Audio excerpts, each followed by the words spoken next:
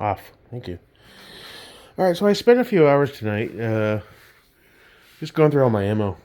All these are now officially empty. There was a lot less than I thought I had, which is probably why I should always keep everything fully loaded at all times. So yeah, I know I need ammo. Well, I mean, every rifle now has its own corresponding fully loaded mag right below it, or pistol rather. And there's guys too. All 10 are fully loaded, minus one or two per mag. There's some spillover here,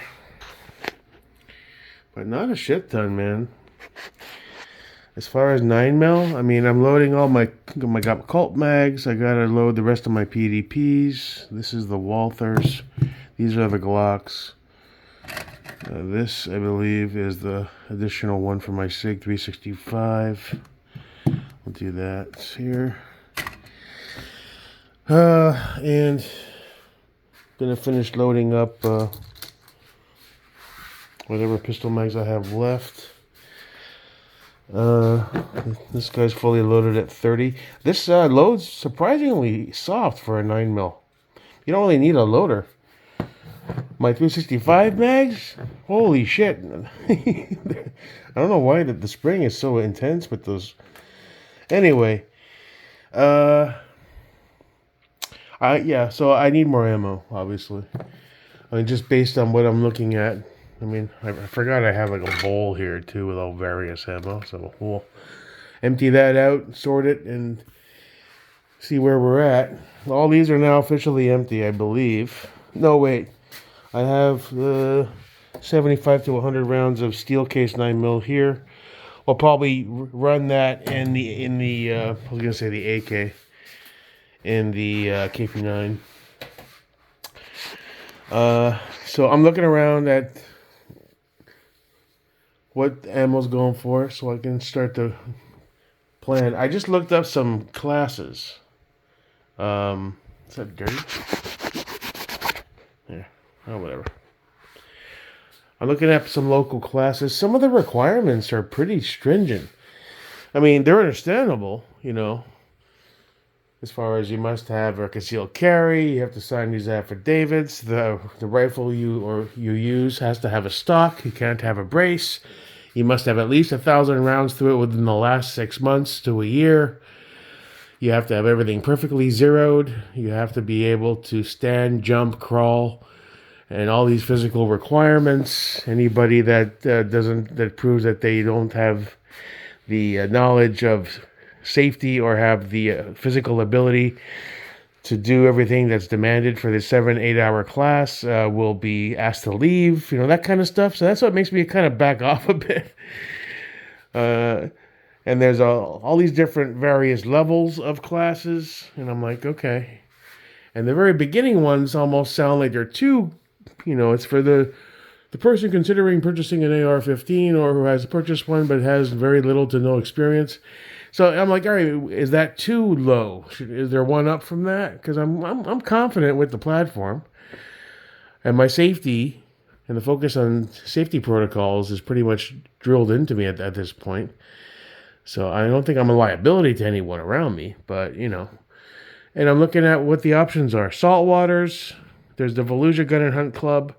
And I'm finding a few more within an hour and a half-ish, 2 hours that I'm starting to do the basic research on. So yeah, I'm just trying to gauge it all. I mean, the average cost of the various classes I'm finding are in the $250 to $350 range. They have some that are multi-day courses that are $750 to $1,000. I should probably just choose the first beginner's basic course I find that makes some sense. One thing I don't get is why can't I use a brace? That seems to be true for most of them. What's the big deal? It says SPRs are allowed, but not pistols. Why? That confuses the hell out of me. So that means the only thing I can take, since these aren't SPR'd, the only thing that has a stock are those two. So I guess I could bring the 50 Shades build, but my chosen trainer is my Radian. and or the ADM, either or. So that's a little confusing too. All right, so I need to see what I can do going forward on building up the ammo stores again. I probably should have bought ammo, you're right, instead of buying this. I just wanted one for so long. It was a good deal, and I sold all my PCCs. I did buy the SAR, but, I wanted something a little different too. Although he's a good boy. He is a good boy. He shoots like a dream. I was impressed. We're going to take him out with the KP9 and get some more shots on him. He's pretty cool. The only thing that was a pain in the ass getting that stock quick buffer tube off. Once I did that, we were good. But he shoots. He ain't bad. He's not the prettiest boy, but he gets the job done. So yeah, so that's what I'm focusing on now. Don't worry, no more guns for a while. I'm not getting that SIG P322. Not anytime soon. With all the spending I've been doing, I have to start being very careful again with all the money going out the damn door. But that's where I'm at. I am looking at training classes and the requirements for them, and see what I can find, and move forward. That's where I'm at. I did reach out to the A3 Tactical people because I logged onto the website today. Of course, Murphy's Law. The moment I bought this, I've been looking for a SIG P322 for about over a month, almost every day, and I couldn't find one. And then 2 hours after I pulled the trigger on this, or the next day, I forget which, Grab a Gun sent me an email. SIG P322 in stock and discounted down to $4.99. I was like, you son of a bitch. And I'm getting all these emails, product back in stock. Then I saw the one for the, they had the friggin' LMT quad uppers are finally amazingly back in stock after months and months. Of course, after I spent the money on this. So, it's one of those things. I reached out to A3 Tactical because when I was ordering the brace for this guy, all they had was 8.25 inch. The 8.65, which is the longest one, was out of stock. And when I chose the 8.25, I couldn't get the aluminum brace. I had to get the injected polymer one. Of course, that was yesterday. And now today, this morning, I looked. They have all the options, all whatever you want. I sent them a message because it's showing that they haven't dropped it off at UPS yet, which I'm a little weary of them even going with UPS anymore, given their brand new anti-two-way stance, but whatever. And I sent them a message on Facebook saying, hey guys, long story short, I wasn't able to get the 865. It hasn't left. It shows it's shipped on their thing, but it on the tracking, it shows they haven't received the package. So I assumed they just mark it shipped and then they drop it off on Monday.